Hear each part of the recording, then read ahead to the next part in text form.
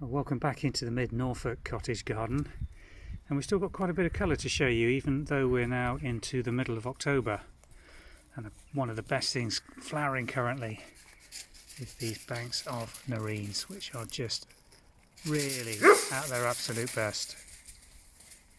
And believe it or not, all those nerines I've just showed you came originally from this one clump that has been sitting here at the back of this border on the front of one of the barns for probably 50 or 60 years.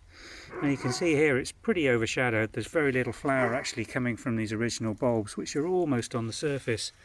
You can see them there. They've really worked their way up. And what I do every year is just get a fork under these at the periphery, dig some bulbs up and move them into a position that we want to extend that flowering through into the other bits of the garden. Elsewhere in the garden, this little white aster is really giving a lovely show now.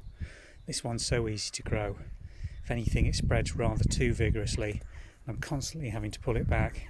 Spreads by root runners just under the surface of the soil, but gives you every October this beautiful show of little delicate white flowers with yellow centres.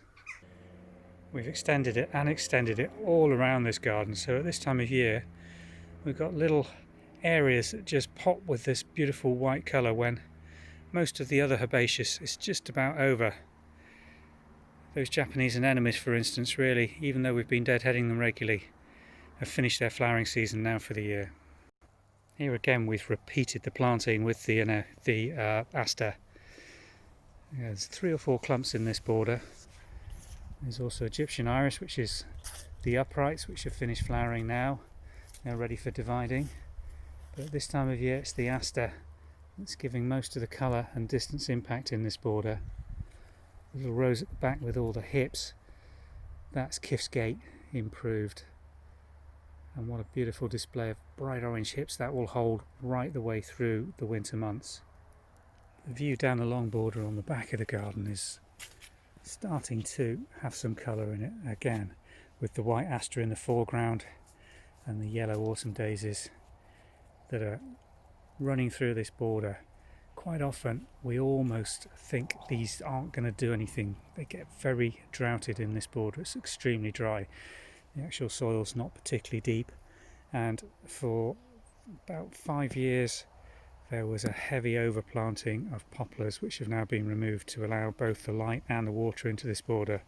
But despite that, it's still very prone to drought on this back aspect. But this year the rains came just at the right time, and we've been rewarded with this beautiful display of fantastic yellow daisy. And again, that's repeated round under the heavy beech planting, with the aster again dotted under the magnolia in this little bottom border where the moisture is always retained. Another one of the asters coming into flower now. These 3 plants I think are relatively new. I remember planting these I think just last year, when again we were looking to increase the range and height of asters that we had in this garden. And these have come up beautifully. We're probably going to interplant between the yellow daisy in the background with the white aster in this sort of central area to try and get a height variation and a colour variation running through this border. And the blue colour on the aster is picked up again by this beautiful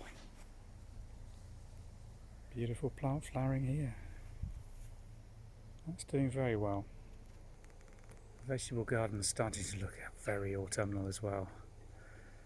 I've managed to plant all the remaining cabbages out under the protection of the frame, keep the butterflies and the pigeons off them. Dahlias that we bought earlier in the season after seeing the beautiful examples at Blickling are starting to get going now. We're probably going to leave those in situ and just put a very heavy mulch over the top of them for the remaining part of the winter.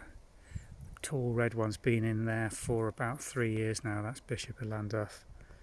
But we're getting more and more enthusiastic with the little pom-pom varieties and these more purply mauve colours with the red foliage.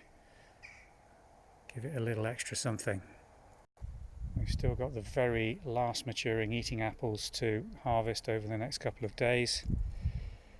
Don't want to leave these too much longer or they'll start dropping and spoil, but this is a beautiful sweet little eating apple.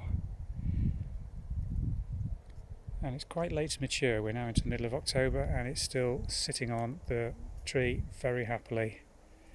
But we don't want to push that too much longer, so I think it's time to get those in.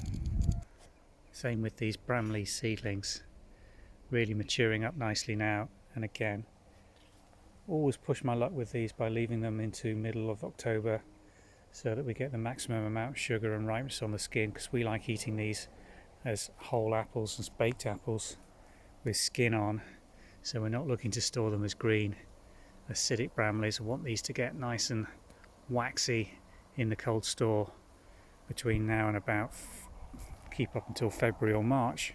And we're going to do a separate video just showing what we do to pick these and how we harvest them and store them, and the conditions that mean you can store these in a cold environment right the way through the winter months and have fresh Bramleys. And a waxed stored Bramley is a very different beast to the green acidic hard supermarket Bramleys that are commercially available. That's a completely different fruit altogether.